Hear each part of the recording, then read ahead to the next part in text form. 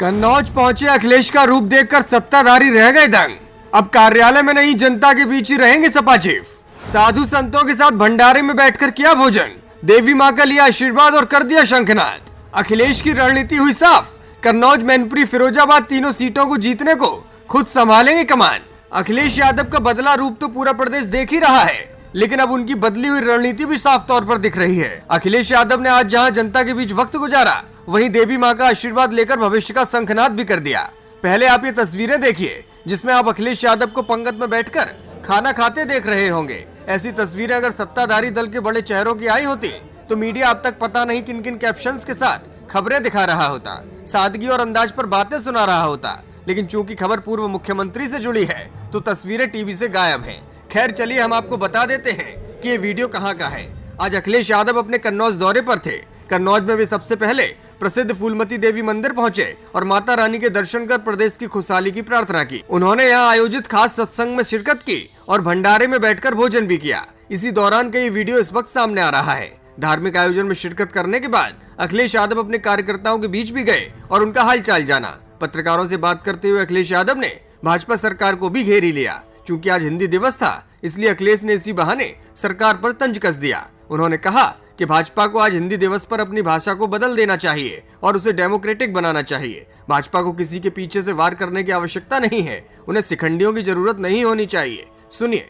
Bharatiya Janata party को आज हिंदी दिवस पर अपनी भाषा को बदल देना चाहिए, भाषा को डेमोक्रेटिक बनाना चाहिए और भारतीय जनता पार्टी को किसी के पीछे खड़े होकर के वॉर करने की आवश्यकता नहीं है, उन्हें शिखंडियों की जरूरत नहीं होनी चाहिए। उत्तराखंड के जोशीमठ को लेकर भी उन्होंने अपनी राय जाहिर की है। उन्होंने कहा, जोशीमठ चिंता का विषय इसलिए है क्योंकि हमारे पहाड़ों पर दरार आए और जमीन फट रही है, तो समझ लेना चाहिए कि इंसानों ने बहुत कुछ नजरअंदाज कर दिया है। सुनिए।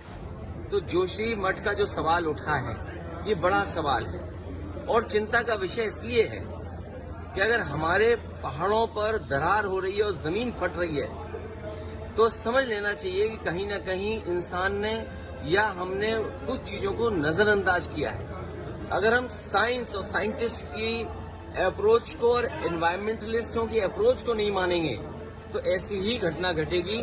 हमें उम्मीद है कि सरकार एक्सपर्ट्स का, एनवायरमेंटलिस्ट का, उनका जानकारी का सहयोग लेगी और वहां के लोगों की जो संभव मदद हो वो मदद करे, उनका जो नुकसान हुआ है उसकी सरकार भरपाई करे।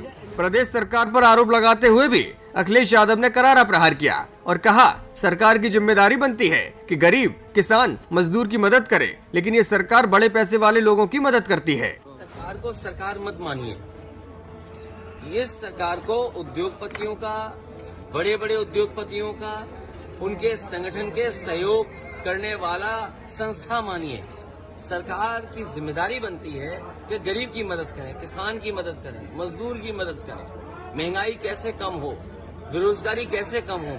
लेकिन ये सरकार ऐसे समूह की मदद करती है जो बड़े पैसे वाले लोग हैं। ये बड़ों लोगों की सरकार है, गरीबों की सरकार नहीं है। तो अपने कन्नौज दौरे में आज अखिलेश यादव का रूप बदला बदला नजर आया। उन्होंने एक के बाद एक सरकार पर कई प्रहार किए। लोकसभा चुनावों को लेकर भी समाजवादी पार्टी की रणनीति अब साफ नजर आ रही है। पार्टी अपनी मजबूत सीटों पर कोई कोर कसर बाकी नहीं रखेगी। यादव लैंड की कन्नौज, मैनपुरी और फिरोजाबाद लोकसभा सीटों पर जीत का गणित खुद अखिलेश यादव भी सेट करने की कोशिश करते दिख रहे हैं। ब्यूरो रिपोर्ट, मीडिया हलचल।